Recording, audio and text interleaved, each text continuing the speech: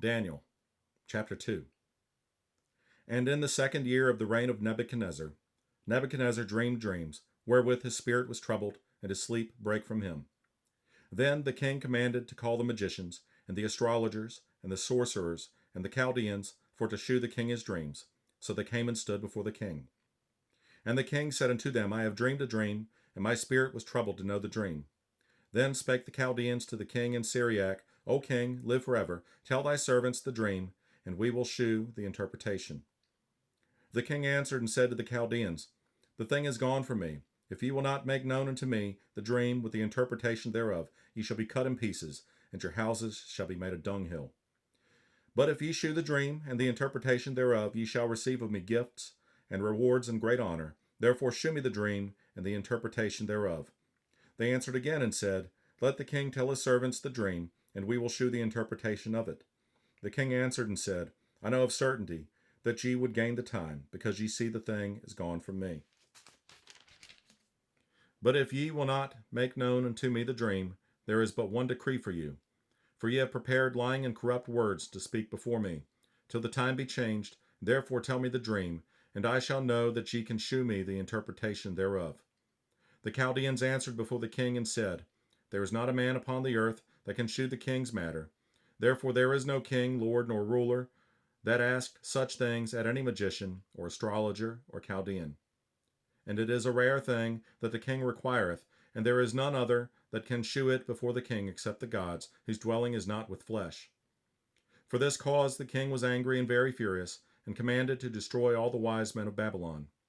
And the decree went forth that the wise men should be slain, and they sought Daniel and his fellows to be slain.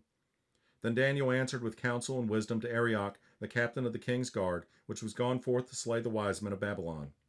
He answered and said to Arioch, the king's captain, Why is the decree so hasty from the king? Then Arioch made the thing known to Daniel.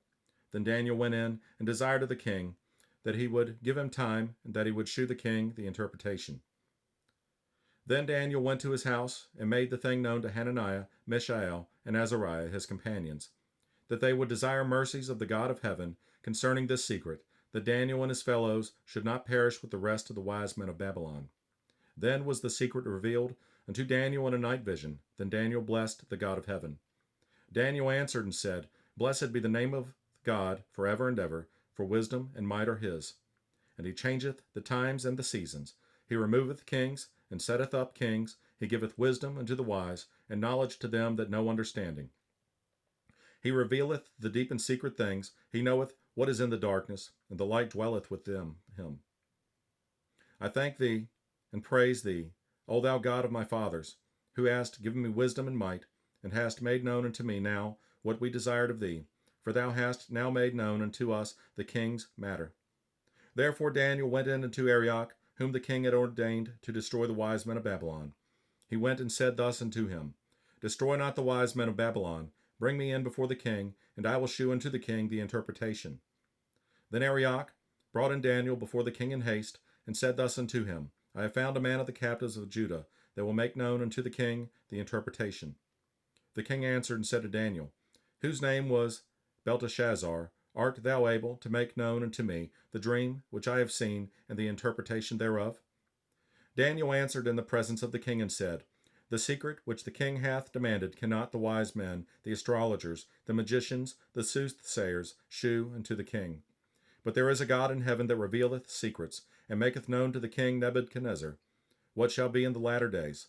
Thy dream and the visions of thy head upon thy bed are these.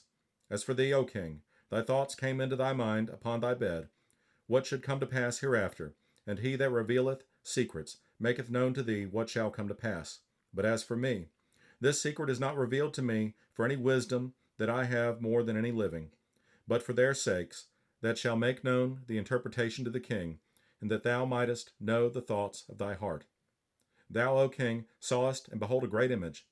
This great image, whose brightness was excellent, stood before thee, and the form thereof was terrible. This image's head was of fine gold, his breast and his arms of silver, his belly and his thighs of brass, his legs of iron, his feet part of iron and part of clay. Thou sawest till that a stone was cut out without hands, which smote the image upon his feet that were of iron and clay, and brake them to pieces. Then was the iron, the clay, the brass, the silver, and the gold broken to pieces together, and became like the chaff of the summer threshing floors, and the wind carried them away.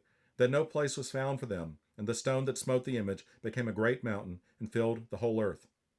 This is the dream, and we will tell the interpretation thereof before the king.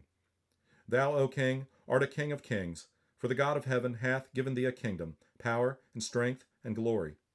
And wheresoever the children of men dwell, the beasts of the field, and the fowls of the heaven, hath he given into thine hand, and hath made thee ruler over them all.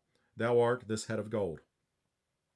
And after thee shall arise another kingdom inferior to thee, and another third kingdom of brass, which shall bear rule over all the earth. And the fourth kingdom shall be strong as iron, for as much as iron breaketh in pieces, and subdueth all things, and as iron that breaketh all these, shall it break in pieces and bruise.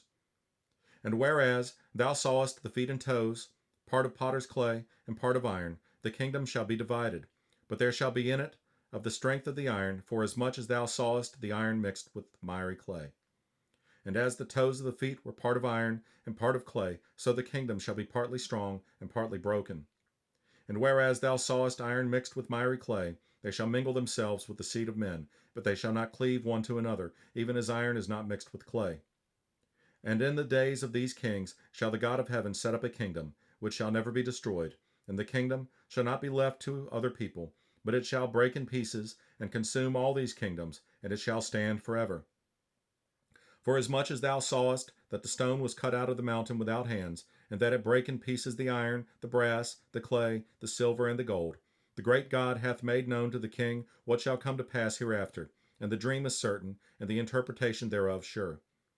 Then the king Nebuchadnezzar fell upon his face, and worshipped Daniel, and commanded that they should offer an oblation and sweet odors unto him.